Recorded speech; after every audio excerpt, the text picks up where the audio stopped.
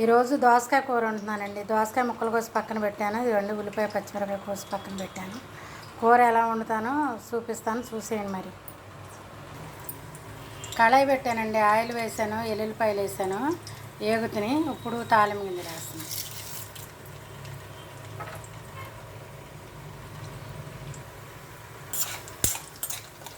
కాస్త అంతా నూనె వేసుకోవాలండి, మరి కొంచెం వేసుకుంటే బాగుండదు. నేను కొద్దిగా వండుతాను కనుక కొంచెం నూనె వేస్తానన్నమాట. బాగానే అవి అట్లా వేగిన తర్వాత ఉల్లిపాయ పచ్చిమిరపకాయ వేయాలండి.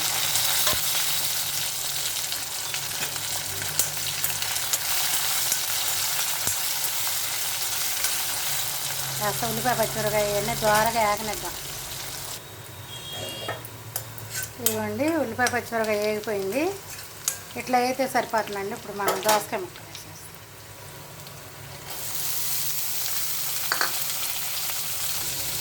దోసకాయ అయితే పులుపు లేదండి, కొంచెం మామిడికాయ ఉరిగేస్తున్నాను. దానిలో సరిపడ పసుపు వేసానండి. ఇవ్వండి సాల్ట్, సరిపడ సాల్ట్, ఉప్పు, పసుపు వేసి కొంచెం మగ్గనిచ్చానండి. ఇప్పుడు కారం వేస్తాను. ఇదిగోండి సరిపడ కారం వేసాను. ఇదిగోండి కారం వేసాను కదా, కారం వేసి కలిపానండి, కొంచెం మగ్గనిచ్చాను. ఇప్పుడు వాటర్ పోస్తున్నాను. దోసకాయ ముక్కలు ఉడకాలి కదండి, ఆ వాటర్ పోసుకుంటే మెత్తగా ఉడికిద్ది అనమాట. అదిగోండి ఆ వాటర్ పోసాను. ఇప్పుడు మూత పెట్టేస్తాను.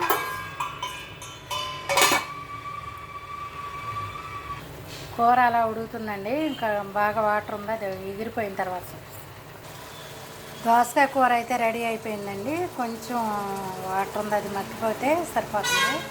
చక్కగా దోసకాయ ముక్కలు కూడా మెత్తగా ఉడికిపోయినాయి. ఇప్పుడైతే పొయ్యి of చేసేస్తున్నానండి.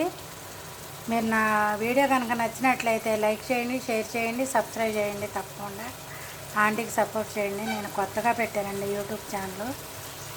Thank you very much అండి.